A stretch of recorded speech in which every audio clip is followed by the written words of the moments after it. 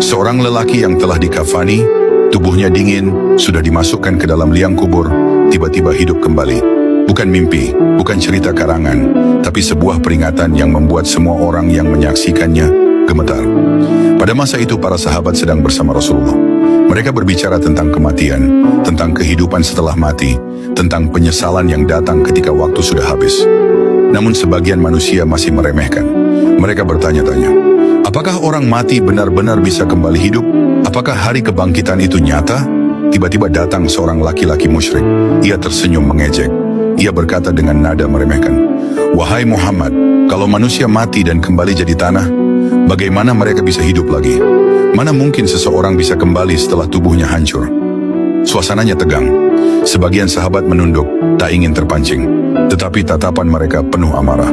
Para sahabat menggenggam tangan mereka. Hati mereka panas mendengar ucapan itu.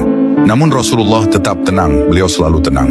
Dengan lembut beliau berkata, "Kalian ingin melihat tanda kekuasaan Allah?" Semua terdiam. Rasulullah mendekati jenazah seorang lelaki yang baru saja dimandikan. Tubuhnya sudah dibungkus kain kafan. Tak ada napas, tak ada gerakan. Rasulullah meletakkan tangan di atas dada jenazah itu dan berkata, "Bangkitlah dengan izin Allah yang maha menghidupkan." Dan seketika itu, kain kafan itu bergerak, jari-jarinya bergetar. Lalu lelaki itu membuka matanya. Semua orang terkejut. Ada yang mundur ketakutan, ada yang menangis, ada yang jatuh berlutut.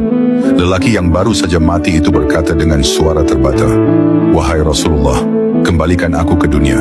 Aku ingin satu kesempatan untuk beramal. Satu saja."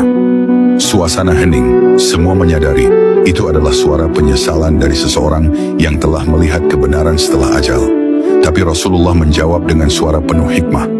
Kesempatan itu diberikan sebelum kematian. Setelah kematian, tidak ada kembali, kecuali atas izin Allah untuk menjadi pelajaran bagi yang hidup. Dan dengan izin Allah, lelaki itu pun kembali terjatuh, meninggal untuk kedua kalinya. Rasulullah menatap para sahabat dan berkata, "Inilah keadaan manusia ketika ajal menjemputnya.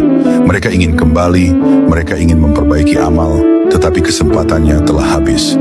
Maka beramallah sebelum datang kematian, sebelum kalian meminta kembali dan tidak diberi kesempatan." Dari peristiwa itu kita belajar satu hal besar. Penyesalan terbesar manusia datang ketika napas terakhir terlepas. Saat itu mereka baru memahami betapa berharganya waktu di dunia. Tapi kesempatan itu tidak akan kembali lagi. Kalau kisah ini menyentuh hatimu, tuliskan "Astaghfirullah" di komentar. Dan bagikan agar lebih banyak hati yang sadar sebelum terlambat.